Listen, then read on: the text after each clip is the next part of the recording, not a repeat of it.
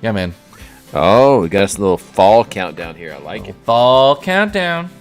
Had to get rid of the swimming pools and all that jazz. Isn't this hype? This is a good one.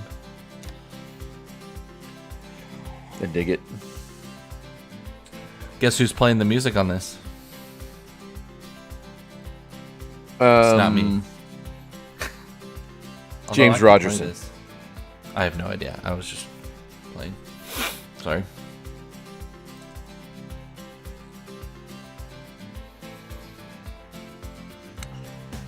I got my my Spanish minister right now is on his way to La Casadona jungle down in South Mexico. They're on a campaign, a mission trip down there. Nice. They've been traveling. They're on their third day traveling now. They left Sunday after church. Drove to Matamoros Sunday night. And then drove all day yesterday. And they'll finish the trip today. So That's crazy. awesome. That's cool.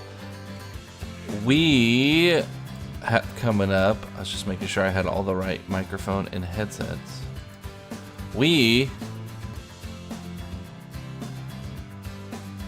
An ENT appointment. Well, I hope that goes well, Jonathan. We have our Northeast Texas Summer Youth Series Fall Days this Saturday at Shiloh Road in Tyler, Texas. That I'm excited for. Okay.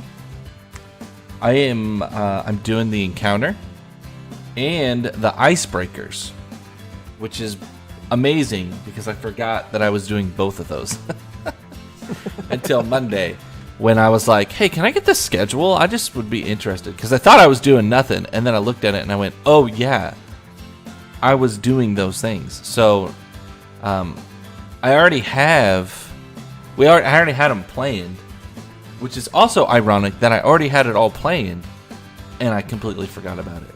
And so I looked at them and I was like, well, surely I did something. And then I looked on my desk and I had the Encounter and the Icebreakers all planned out. So it was just really funny. So we got that going on. Also, I learned something new. Not new. New to me. I am officially have resigned from a sign-up board for activities. So I'm done. I'm no longer putting up sign-up sheets. Instead, I am now a person who uses Google Forms, and I send a Google Form link out to my parents. They sign up. You hit that sweet button on the Google Form. You know which one I'm talking about. Convert to spreadsheet. It's beautiful. It becomes a live spreadsheet. So even as people answer later on for the sign-up sheet, it still goes right onto that Excel sheet, which is beautiful. Yeah, that's awesome. So I had one person sign up on our bulletin board for Netsus Day. I was like, what's going on? Why is nobody going? Send out a Google form. We have 18 people signed up. I was like, the old all right, this is obviously better. So I sent an email out to parents. I said, okay, you guys have spoken through your actions.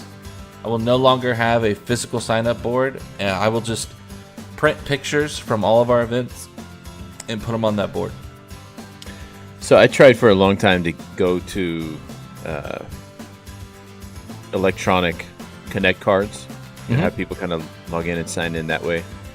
It's like, but as long as there was a paper option, I couldn't get complete buy-in. But COVID has us in this place where, you know, for a while, it's the only way we were able to find out who we were connecting with. And so we went that way. And we actually got some really good participation and some information from people we would never get information from because there wasn't a paper option. Not crazy. And now we got some people that are like, hey, we bringing back the cards. I'm like, no, We are No, not sir. bringing back the cards because We I'm are tired not. of printing and cutting them and printing and cutting, and trying to get them to fit in the little racks in the pews. No, thank you. No, thank you. That is wasted time. That's right. Till we're all growing a beard. A man's face should never be bare. We just want some facial hair. We're anticipating, yeah, everyone's waiting for a beard. Still got this up here. There we go. Hey, good morning, Oh, that's my everybody. bad. This is Behind the Beards. And here on Behind the Beards, we pull the curtain back, take a look behind the scenes, and try to reveal the things you need to know about those who are called to lead your ministries and your churches. I am Josh Fowler, preaching minister in Baton Rouge, Louisiana. Baton Rouge. Hey, man, I don't know. I say my beard is coming back. Behind the but, scruff today. I'm about to shave it again because the playoffs start. Aaron Partlow is my brother here, with a beard that's always on point in Longview, Texas. I don't know about on point, but I appreciate that. A little chilly in your area up there today, huh? I mean, Chilly- a lot of people chilly by are most saying people's it's chilly, but I'm saying it's like perfect. I had a lot of people mad at me the other day because it was rainy. It was like super rainy all day. And they were like, why are you in such a good mood? It is overcast and it is raining and miserable outside. And I said, it is beautiful outside. It is rejuvenating. It is fresh. You have a moist, crisp air. I said, it is wonderful outside. They said, you're from Oregon, aren't you? I said, I am. And I love am. this weather. I am all for the rain. I turned the fireplace on yesterday or day before because it was actually it was in the upper 40s in the morning. I had to put the top on the Jeep. Doors and windows are on. That's not necessarily because of the weather. We got some flooring being delivered to the house here on Thursday, and so they delivered in the garage, which means the Jeep's got to stay outside. So got to have windows on so it doesn't get all. The dew doesn't set in the mornings. So it's kind of a bummer. What's the point in driving a Jeep if you keep the top on and everything? Takes all the fun out of it. Wouldn't know. I drive a Ford Edge. Basically, just an adult. One of these Driving an days you're adult going to car. get you an FJ, huh? I did talk to, there are some members at Pine Tree that own an FJ, and they pulled up next to me and parked, and I talked to them about how that was my dream car. So that was nice. I did get to talk to people who own one. That's right. That's about And, as close as I'm gonna get. Right live vicariously, right? Well, hey man, I say we go ahead and get into our topic for the day because I think so I too. feel It's like a pretty heavy there's- topic. yeah, and I feel like there's some of these things we could really spend some time on if we're not intentional about our time. So Right. we're talking about some of those difficult topics that we have to broach at times, whether it's in preaching or teaching, or sometimes just in conversation. Sometimes just in one-on-one conversations, right? Somebody says, "Hey, Yeah. I want to talk to you about this." You do the whole like, "All right, let's go to a coffee shop." That's Kind of a thing. And just talking about the different ways we prepare for talking about difficult. I'm gonna try to avoid the word controversial because they're not really controversial topics. Sometimes I think the way we handle them, the way we talk about them, and maybe the way we respond to people who might see things differently than we do, create this air around the topics that we call them controversial. Okay. But I think if we handle them properly, they're really not controversial at all. They're just points of discussion about what it is to be God's people. So Yeah, and for me, I agree. I also think they are the places where worldly and godly rub the most. And I think it's and maybe that's something we can talk about as well. But that's how I perceive them. Is like, everyone can get behind, hey, you should love your neighbor. You should love your neighbor, love your God, and love your neighbor. Everyone can get behind that. Like that's right. Yeah, man. Everyone can do that. But as soon as you start drawing lines and saying, well, that's not right.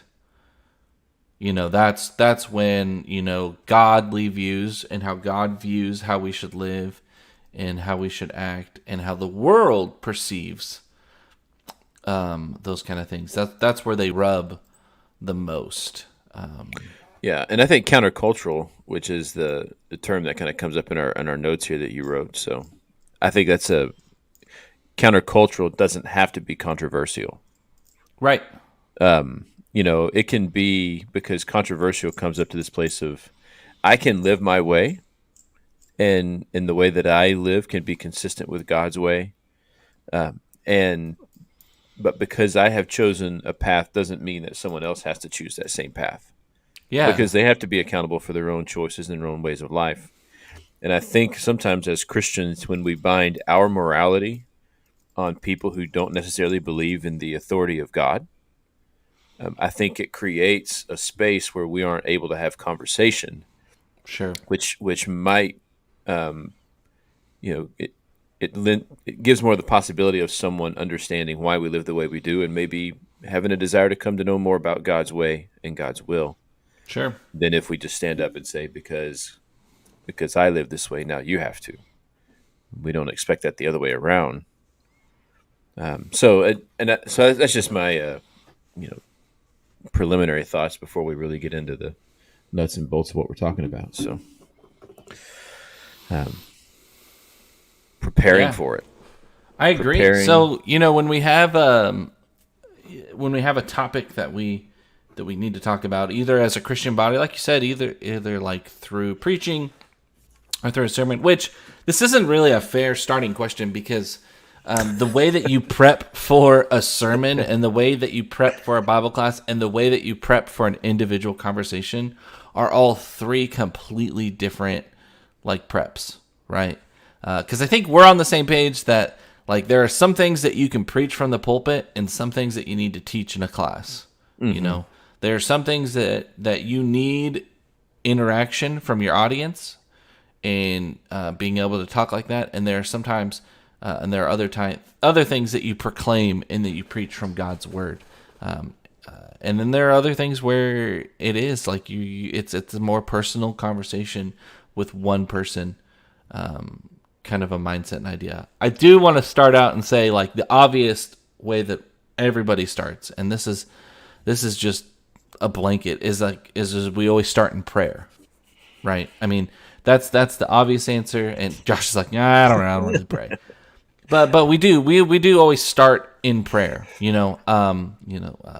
If I have a Bible class that's coming up, I'm gonna pray about it.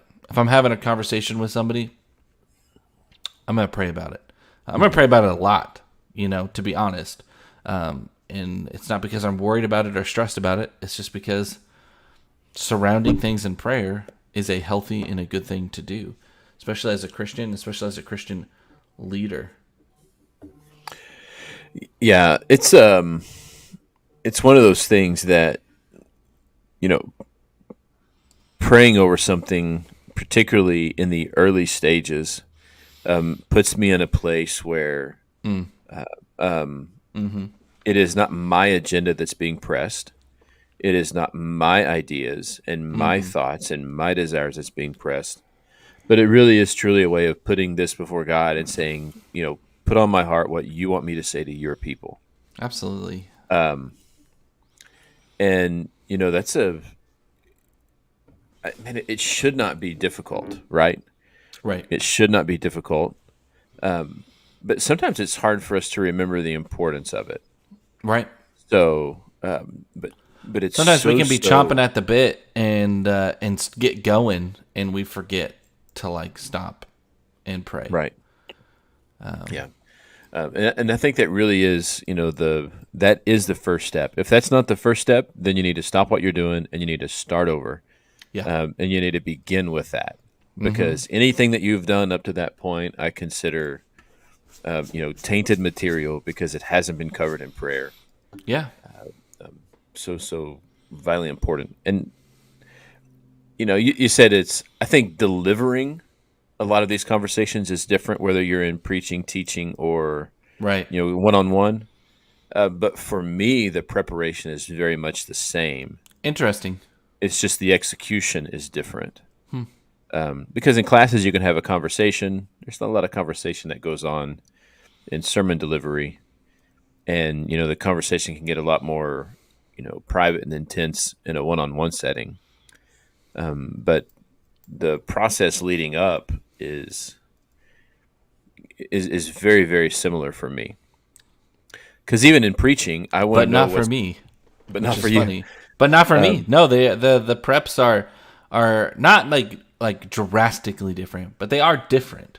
Noticeably different for me. When I prep for a Bible class, it's very different than if I prep for a sermon.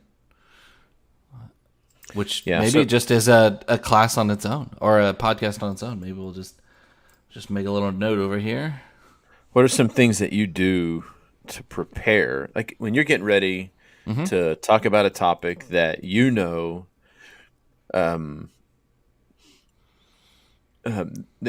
one of those things that people have differing, thoughts on, even within circles of Christianity. Sure. And it's going to be one of those things that can create an argumentative spirit, an argumentative mind, and one of those aspects that really sets us apart from, who the people of the world are. Where do you start? You're dealing with teenagers. You're dealing with families a lot. Where do you begin to prepare for that? Well, I try to prepare my heart. First off, I try to prepare my heart and going into this spirit of trying to really look at things unbiasedly, which is impossible. I'm born with a bias. I am biased. I grew up with the way that I see things, and so that's really hard to do. And then I admit that, but I still try. But I also, honestly, I try to do a lot of research for every side of the conversation, right? That we're gonna have. I don't just look at oh, hey, this person agrees with me or this agrees with me. I try to look at it from every side, and I guess before I get there, I try to find every Bible verse passage that is within the same ballpark of the topic right. in which I'm talking about. And I try to look at all those passages, and I try to look at them all in their context. I try to do as much historical context, and this is where having resources like Logos Bible software and other things like that make it really helpful. Having commentaries, having multiple translations of Bibles that I use, and that's actually a lot of what I do on Tuesdays, which is really funny because I do the podcast and then I do this, and I try to look at all the passages, and then I try to look at all of the conversations about that. And I'll be honest, I start with the biblical conversations about it and the different biblical views that people have on it, and then I look at the worldly views on that. And I guess I got that mentality when I took an ethics class at Oklahoma Christian. And we looked at Christian ethics versus worldly ethics.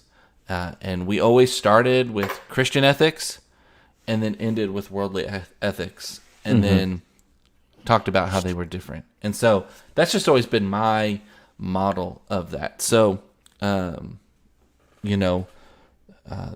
what I really try to do. And so I end up having... so my difference for my sermon is I probably do more... in-depth.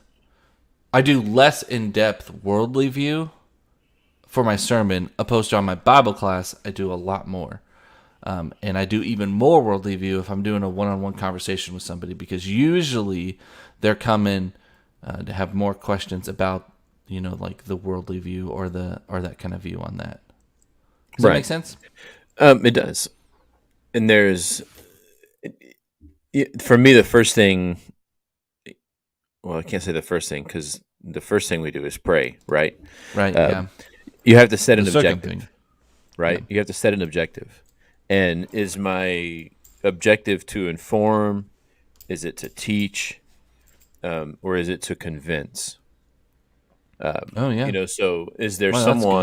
is there someone in our midst who is living a life that is counter to the way of Christ, but they're claiming to be a Christian, and I need to kind of to bring them back, into standing? Or is this someone who really has no idea about Christianity, who has heard something, and I'm trying to convince them of, that the way that we live is not only the right way, but it's a better way. Mm. Even a better way to live a worldly way of life. The Christian way, is a better way. So am I trying For to sure. convince someone, or persuade them to change their mind, or am I just teaching Christian people who are just a little misunderstood or have never really been taught about a topic, Or need to be strengthened. or need to be strengthened? Right? Sometimes we're wavering. That well, is this really right? Yeah, and so I don't know if that throws in there for you. No, it does absolutely. So setting that objective is really important. And so when we're talking about some of these things, the conversation can go so many places, that I will set parameters and say, look, what is the one thing, our people need to know today Sure. about this topic? Right. Yeah. And so I take all my preparation in that way, and then anything that kind of goes away is like, we can talk about that. In fact, we can talk about it next week if you'd like to. Sure. But today, this is what we're focusing on this aspect of the conversation. Because if we have one piece that we can learn to really understand well, then we can begin to move. And for me, that's going to be one of the fundamental aspects of whatever it is that we're talking about. What is the thing that this whole topic hinges on?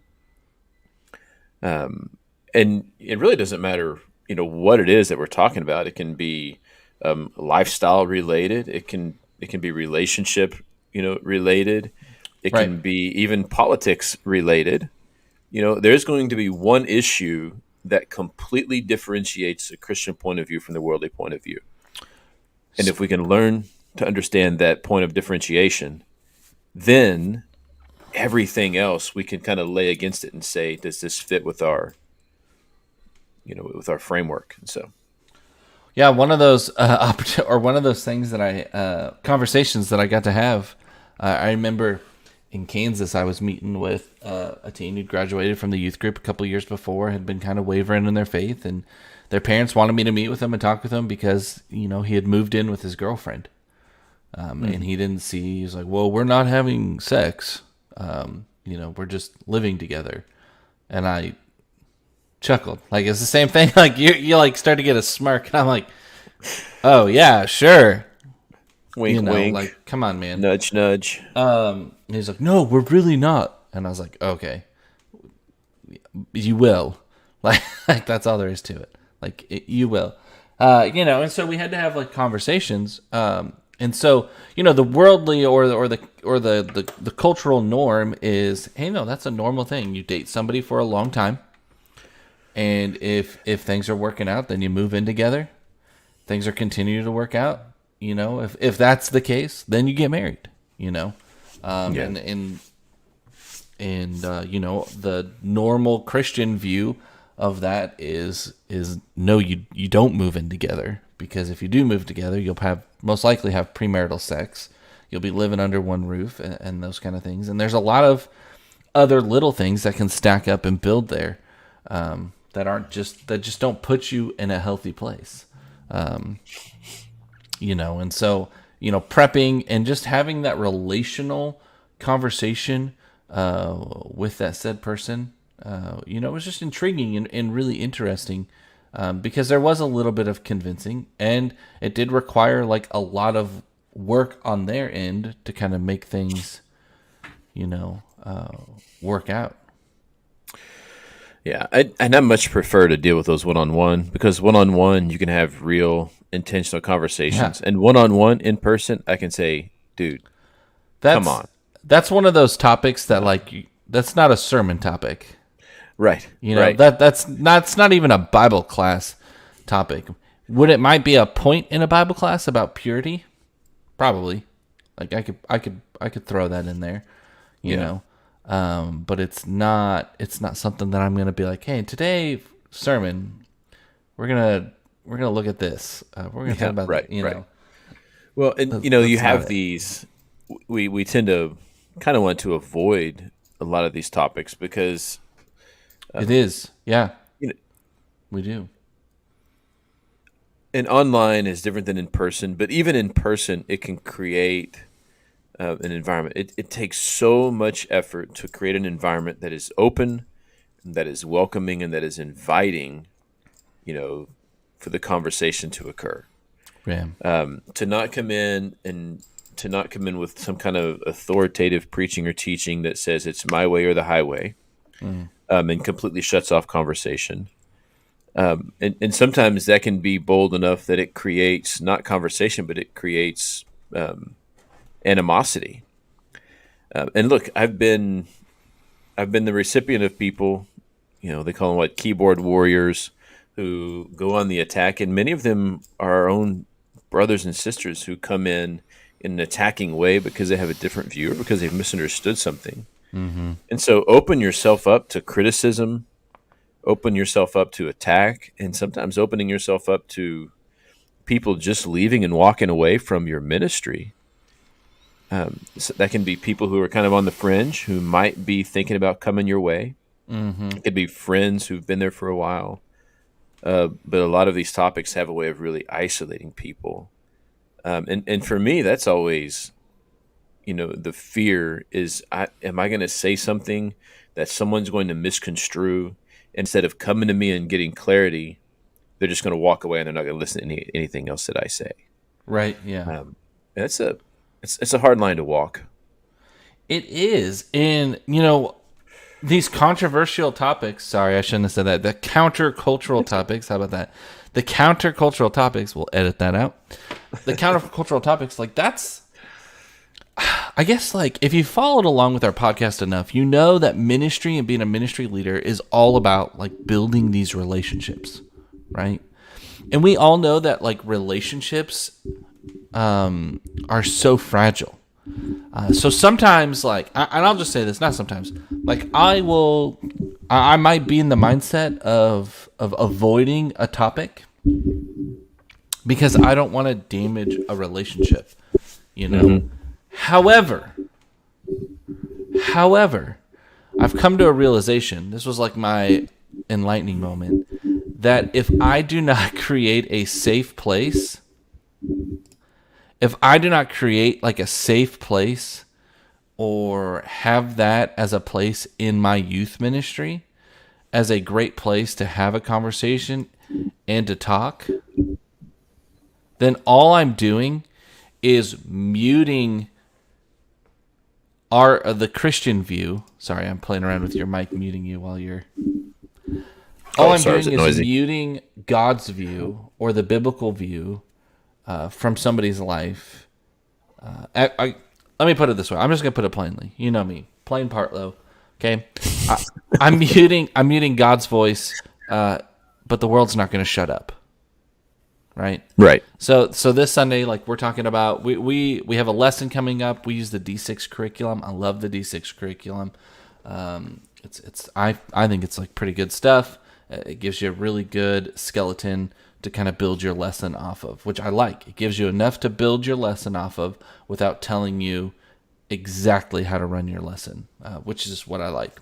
So it's coming up that we're approaching the topic of homosexuality, transgender, and gender dysphoria, and all that kind of stuff. And that was weird. And so I sent an email out to my parents, letting them know that, hey, this is a heads up. We're going to be hitting this in class. And for a hot moment, I thought, well, should we just skip this? Do I really want to talk about this? And it's not because I don't. It's I know what I believe, and I know what the Bible says, and I know the truth about that. And I also feel the pressure from the world, from worldly people, from worldly communities, and other things like that. And I know how awkward it is to sit there and be like, "Well, I don't believe that. Well, I don't think that's right." And everyone else around you is, the opposite. And so I sat there for a hot moment, and I had the same face that you had on right there. I was just like thinking, do I hit send? Do I not hit send? Do I change the class? Do I not change the class? And I went, no, we need to talk about this in the class. My teenagers need to be affirmed and know and have biblical understanding and knowledge and say, okay, no, I mean, the Bible does talk about this. And we are going to have an open conversation in Bible class over the topic. And my whole point for this little tangent is like, if we're not willing to, as a church body, at least talk about some of these countercultural topics, like the world's not going to respect that and be like, oh, well, then we're not going to talk about it either. Yeah, right. And that goes for like, I guess I was really thinking about my parents too. And that's why I sent them like some resources and a handout and everything like that, and been like, hey, I want you guys to be prepped as well, because they might come home and have a lot more questions they want to talk with you about. And, if parents, if we're not talking about that at home, again, the world is not going to shut up. There's school friends and other stuff like that. So I guess that's what I was thinking of. And that's what I'm thinking of when I think about like, some ways that we prep and talk about these countercultural topics, and if we try to avoid them. Well, and it's so true, and it comes into like understanding a basic premise doesn't mean that these topics and conversations are only occur in one sphere. Right. Yeah. Right. And I think we've kind of made that error in a lot of places particularly when it comes to purity. If you ask any good Church of Christ kid, what does purity mean? It means don't have sex until you're married. But, purity is so much more than that. Yeah. And anytime you say, hey, well, the girls are going to be in one class and the boys are going to be in another, they go, uh-oh. Right. Yeah. They know what we're about to talk about. Because somehow we can't have this conversation in mixed company because, that creates issues. It's like, well, guess what?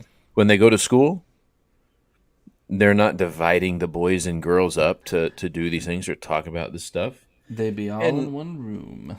You have parents who will say, well, my kids will learn about that when I'm ready for them to. It's like, well, no, you're wrong. Right. Yeah. Because if you walk into elementary schools, there are people who are bringing these topics into the classroom. They're talking about it on the playground. Your children will either learn from you about these aspects of life that for us as Christians are different than the world's view on things. They're going to learn about it. Do you want them to be educated by people who are living in the world, or do you want them to be educated by what the Word of God says and what His people live by? And the truth is, I want them to be educated at home. If we're waiting until our kids are in the 6th, 7th, and 8th grade to have the class on purity in the youth group, I mean, we're 3-4 years too late. Right. Yeah. In that. And so I like what you said there about, are we taking God's voice out of the education process if we choose not to broach these topics? Yeah, for sure. And that's a big part of I've done a lot. What's nice about starting a new ministry is that you can really stop and think about how you do ministry. And I was really trying to swallow my own pill, and I'm really trying to work on, and especially coming this new year, this is my New Year's resolution, which I hate New Year's resolutions, but how can I equip and empower parents to take up the mantle of teaching their own children about the Bible, about Jesus, about faith, and taking the time to really do that? And how can I minister to those parents to continue to do that. And so these conversations, these countercultural conversations, they need to be happening at home. They need to be happening there, and that kind of stuff. But so moving on and kind of moving through that. So why is it? This is probably a quick one. Why do we avoid talking about maybe said topics? Yeah, I just, It's as I pretty mentioned simple. before, is I avoid it typically because probably 3 reasons. Number 1, I don't feel prepared. Yeah, that's a big part of it. And if I'm not really prepared to talk about it, then I'm going to avoid it. Number 2, the other reason that I typically avoid it is because I'm not necessarily convicted that my understanding, even of what the Word of God says about something, is really, really sound and right.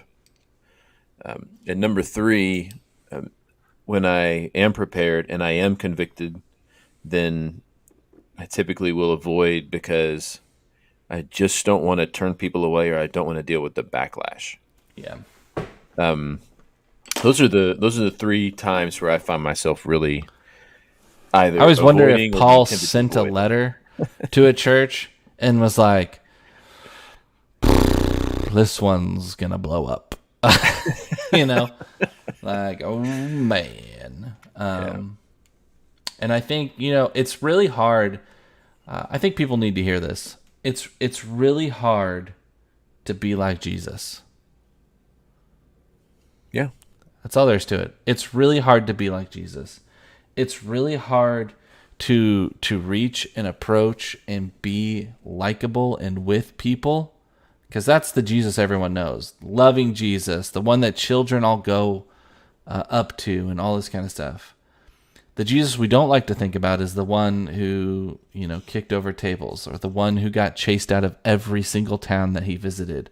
The one that he constantly had people who were arguing and challenging him.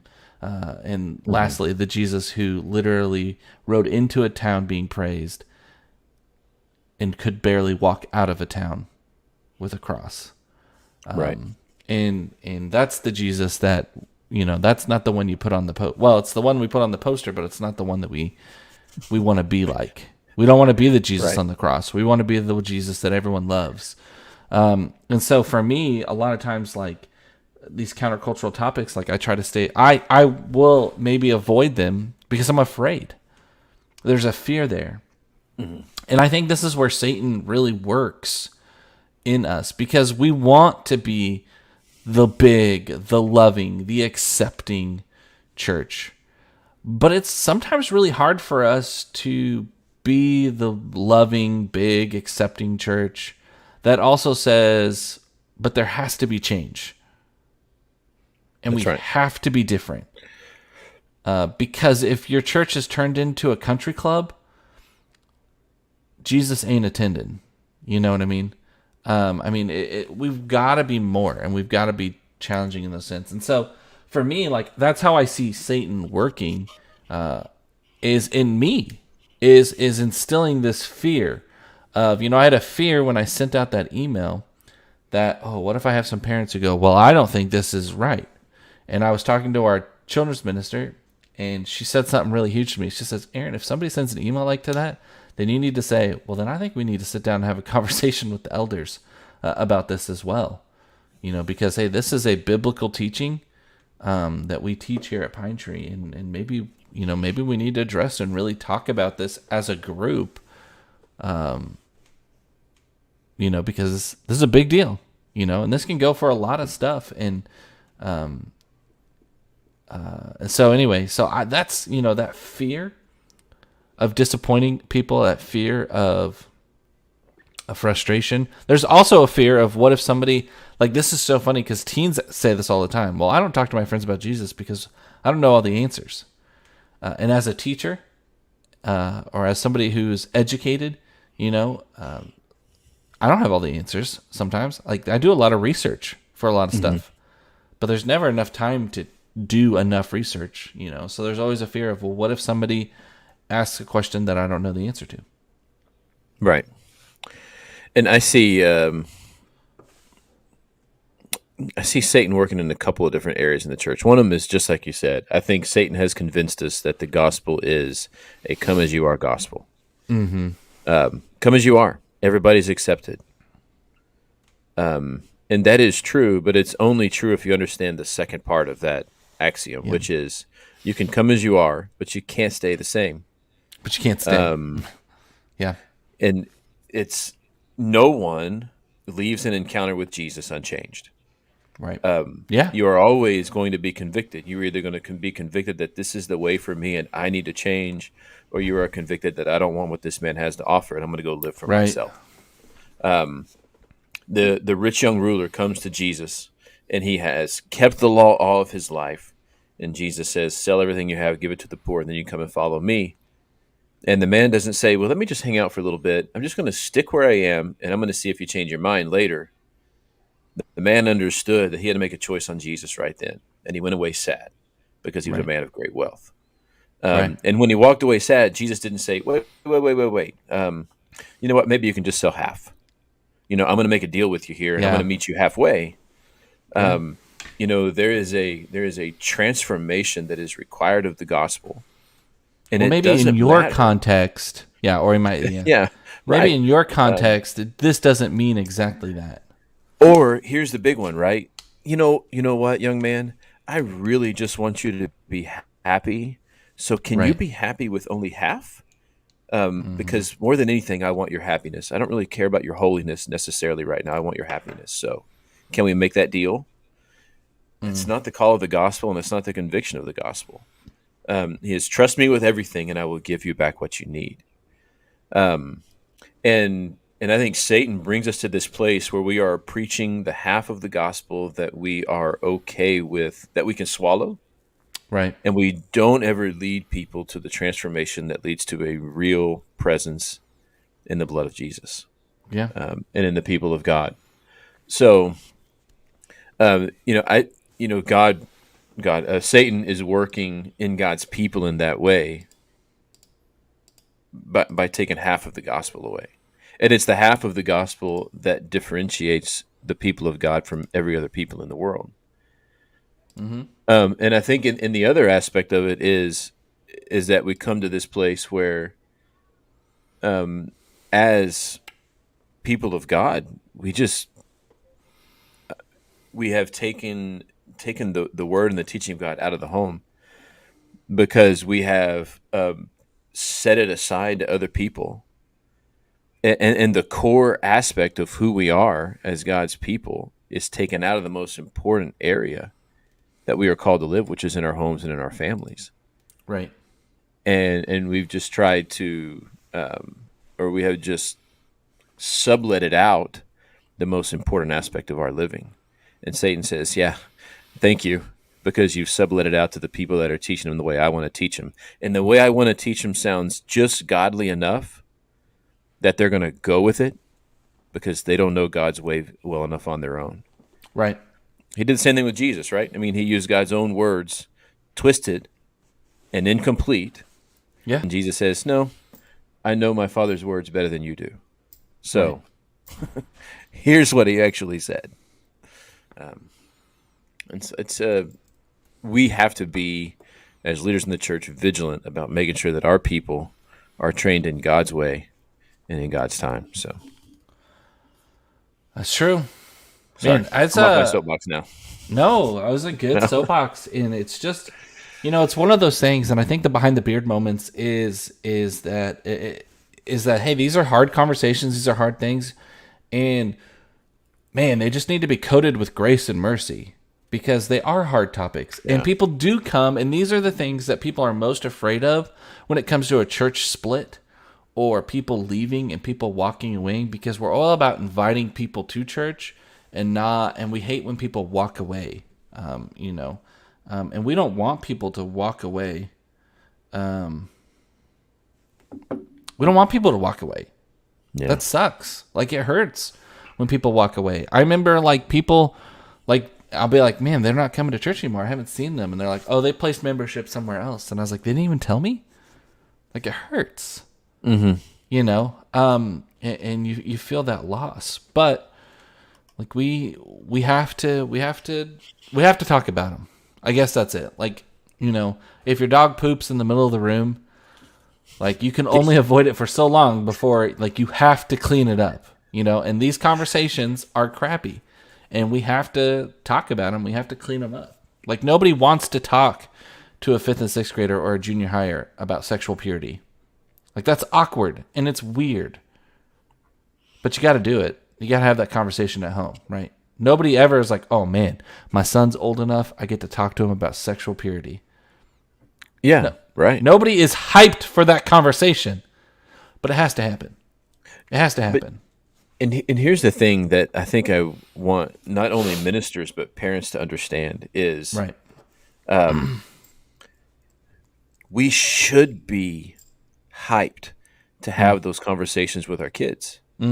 Yeah. We should be excited about it. It's your responsibility. We have It's to get over your- the awkward feeling of saying, "Oh Right. no!" Like, the truth is, they're growing up, and we want them Right. to grow up in the ways of the Lord.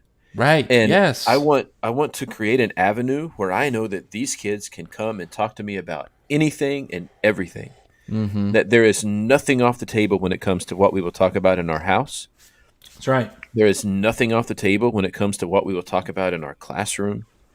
And I'm not going to make it awkward for any of you. We're going to talk about it. We're going to use the words for the names of the body parts and the actions, and we're not going to tiptoe around it because I'm going to let Because you the know world's that not. The Because world the world's definitely not does going not tiptoe around anything. It steps And it- all over it. And if we we're have going to claim it tiptoe first. around it in God's areas, then we are just reinforcing the taboo nature of the things that we're talking about. So Agreed. we're going to come here and we're going to call them by their name, and we're going to call them for what they are, Mm-hmm. and we're going to explore them together, and you're going to understand that together we are going to be more holy. And I want to encourage parents, be a part of the conversation, not just with your children, but with your youth ministers and with your preachers. Don't sublet dealing with those things to other people. That's right. Use that as a partnership to develop a maturity and a holiness in our kids and an openness. in Deuteronomy our chapter kids. 6. It is your responsibility. Yeah. You know. Anyway, I feel like we're just getting. I was going. gonna say. Time I was gonna time say to end. my last little point to that. My last little funny thing is take the movie for what it's worth. But you know, have you seen the movie Easy A? Yeah. Her parents are phenomenal parents in that entire movie. I mean, they have conversations with their kids, and they're very open about their conversations, and they talk about these awkward things, and they're supportive, and they're guiding, and they're leading, and they're not afraid to have these conversations. They're awkward about them, but just like in a funny parent way, not in a. And so, like, I always think of that. This is really sad, but I think of that movie, and I'm like, man, I want to be like fun and open and be able to talk about these problems and be supportive and be the one who is there for Sam, for my kids in Right. these conversations.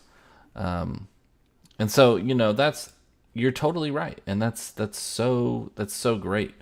But anyway, we want to thank you guys for being here today and being a part of this podcast, Behind the Beards. We want to remind you of Galatians 6:9. And this is like the icing on the cake, right? For this whole conversation Right. is don't grow weary in doing good things. These conversations, these countercultural conversations, these are good things, and we can't grow weary in doing them. This is part of like doing actual good, is that it can be actually heavy emotionally and physically, and so don't grow weary in doing good things. This world is messy. This life is messy.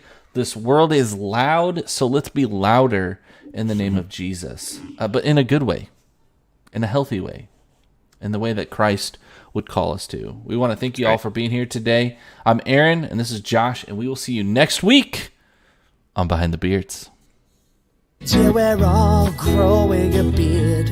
A man's face should never be bare. We just want some facial hair. We're anticipating, yeah, everyone's waiting for beer. Excellent. Check that one off. Hey, my next project is to turn our podcast intro into a TikTok sound. Oh, that would be cool. Uh-oh. Uh-oh. Dog or child? Child. How does he know when it's over? He always hits like as soon as the music goes off. I have no idea. What's up, Sam? Can you say hey to the 2 viewers that are still watching? Hey! There it is. Yeah.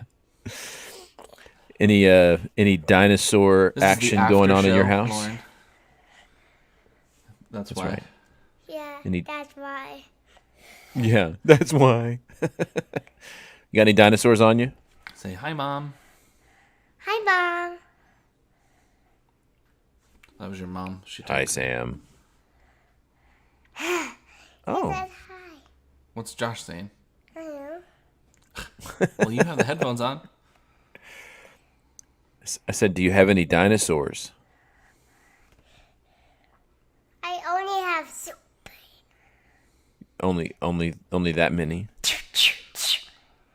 Yeah. So what are the chances you were watching Blippi in there with your mom? I was this. All right. All right, man.